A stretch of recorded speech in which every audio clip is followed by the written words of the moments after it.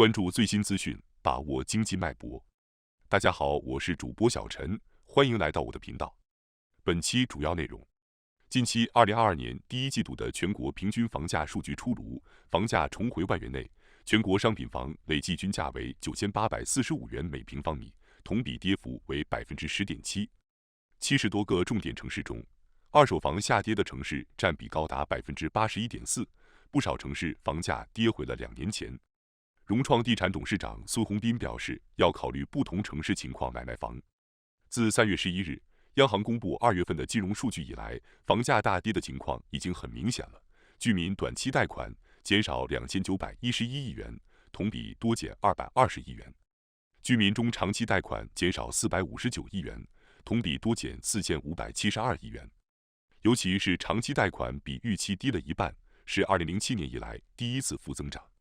居民贷款大幅降低，意味着什么？不言而喻。短短1年时间，楼市沧海桑田。面对曾经让无数人趋之若鹜的楼盘，购房者不再是慷慨解囊，而是捂紧钱包，作壁上观。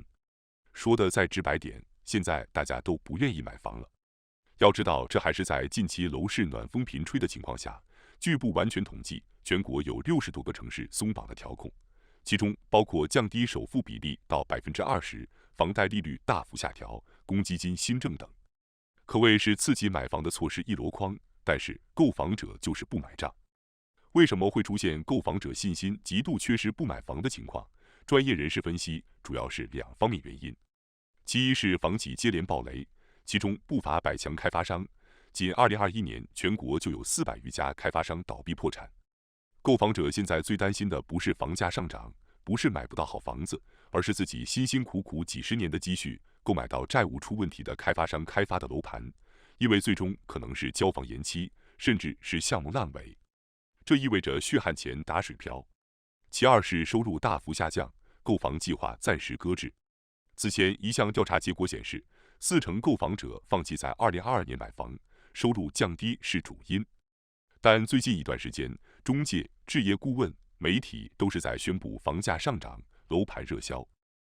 2022年以来，有不少开发商甚至打出了收回优惠、涨价卖房的宣布。当前的房地产市场呈现一片欣欣向荣、异常火爆的景象。其实这就是房地产行业每年都会发生的怪事。简单来说，就是开发商利用信息差来误导购房者。当地媒体基本都会被开发商买通，发布楼市小阳春、房价正在上涨的假新闻，开发商趁势上调报价，花钱请托排队抢房来营造火爆景象，以达到自己真正有需求、有实力的购房者出手买房的目的。越是市场低迷时，这种情况越常见。说白了，这其实就是开发商利用购房者担心房价上涨、抓紧买房的心理，而巧妙设计的营销策略。对于内行人来说，早已司空见惯；对于普通的刚需小白，自然难辨真假，很容易被虚假信息误导。房地产专家卢俊曾经说过，房地产归根结底还是供需原理。基于上述购房者大多持币观望的基本面来分析2022年的房地产走势，我们很难不悲观。叠加当前开发商融资的3道红线和房贷集中度管理制度仍然在起作用，2022年房地产调控不会出现重大转向，这意味着楼市在短期内很难回暖。事实上，最近一段时间，机构和专家都预测，2022年楼市将首迎贬值潮。社科院发布的《中国住房发展总报告》预测，2022年全年全国商品住房平均价格增长率将在-3%至3%。2022年房价可能转为下降1%，创本世纪以来最差水平。独立经济学家马光远也发表观点认为，当前房地产预期已经和过去完全不同，再次出现快速上涨没有任何支撑，即使政策像过去一样刺激都不可能了。在他看来，2022年绝大多数人应该担心的是手中的房产迎来贬值潮，而不是房价反弹再次出现过快上涨。尤其是远离城市群、无区位优势、经济发展缓慢甚至倒退的3无城市，房产出现贬值潮几乎是板上钉钉的事实。不过，也有不少专家学者认为，2022年房地产市场的分化会愈发明显，尤其是在央行释放1.2万亿流动性、全国60多个城市开启救市模式，对市场进行纠偏后，房地产虽然不会出现报复性反弹，但市场的底部已经到了，热点城市小幅度反弹也会出现。原因很简单，以现在的高房价来看，已经影响到社会、经济、消费等方方面面。未来长期的房价应该与当地居民收入挂钩，而不是由炒房者来决定。首先，如果房价长期居高不下，会导致一系列的社会问题。现在出生率跌破10千分号，结婚人数创17年来新低。同样，如果房价出现下跌了，跌到与当地居民收入相挂钩了，那大陆的结婚率和出生率才能双双出现反弹。再者，如果房价长期居高不下，大陆实体经济将无法得到发展，大量资金都流向房地产市场，实体经济将会长期处于衰退之中。当年日本和美国就是在房地产泡沫被刺破之后，逐步向高端制造业和高新科技产业。而未来中国经济不应再过度依赖于房地产业，更是应该向高新科技产业转型，这样大陆制造业才能屹立在世界科技领域的最前沿。所以长期来看，房地产市场必须要降价，让其逐步回归居住属性，才能完成经济结构的转型。最后，高房价对于大陆消费的影响也是很大的。如果未来1线城市平均房价2万元每平米，2线城市平均房价8000元每平米，3、4线城市为4000元每平米，老百姓的购房成本压力会大幅减轻，将会有更多的钱用于消费。这样不仅大陆的实体经济会得以复苏，而且中国的内循环经济也可以全面启动。如果将来房价还像现在这么高，老百姓的消费能力被高房价所严重削弱，对经济的可持续发展是很不利的。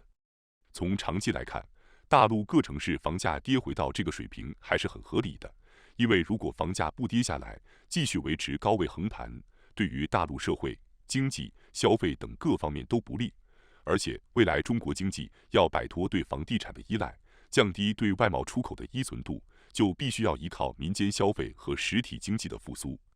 看到这里，很多人可能会想问：2022到底该买房还是卖房呢？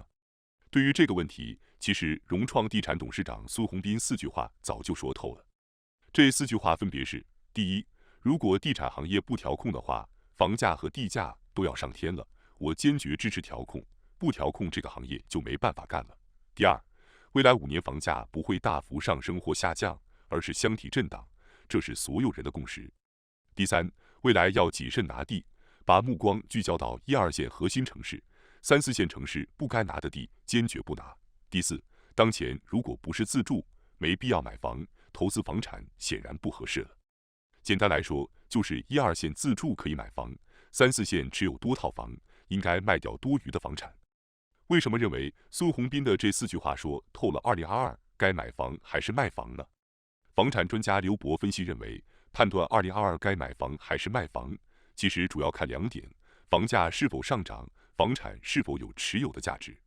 基于此，不难发现，苏宏斌这4句话点明了未来的房地产走向。第一，调控会成为常态，因为稳地价、稳房价至关重要，不仅关系着开发商的生存空间，也关乎民生居住大事。第二，未来房价很难出现前些年疯狂飙涨的景象，将以稳为主。对于以投资房产短期获得巨额利润的人而言，房地产显然不再适合投资。所以，如果你是以短期投资房产赚钱为目的，那么此时此刻应该抓紧时间卖掉手中的劣质房产。第三，辨别哪些房产是劣质房产，哪些房产是优质房产。苏宏斌的拿地标准也给出了答案，即1、2线核心城市显然比3、4线城市更有价值。专家陈海滨其实也有类似观点，未来全国具有投资价值的城市不足20个，而且遵循10%原则，只有市场上10%的优质房产才有长期持有的价值，才能升值抵御通胀。对于市场上另外90%的房子，仅仅是一堆砖头水泥，未来会逐渐回归以建筑材料定价。因此，对于绝大多数只有住人属性的房产，应该在降价前抓紧抛售，否则不仅要承担不断贬值的后果，还要花费时间精力去管理。更重要的是，未来随着房产税的落地，这类不能赚取利润的房产，每年还要支付一笔数额不小的持有成本。如此算来，在降价前卖掉没有价值的房产，不仅能实现落袋为安，更保留了进一步优化资产配置的机会。感谢收看本期视频，您对本期内容有什么看法呢？欢迎在下方留言讨论，欢迎订阅并分享，我们下期见。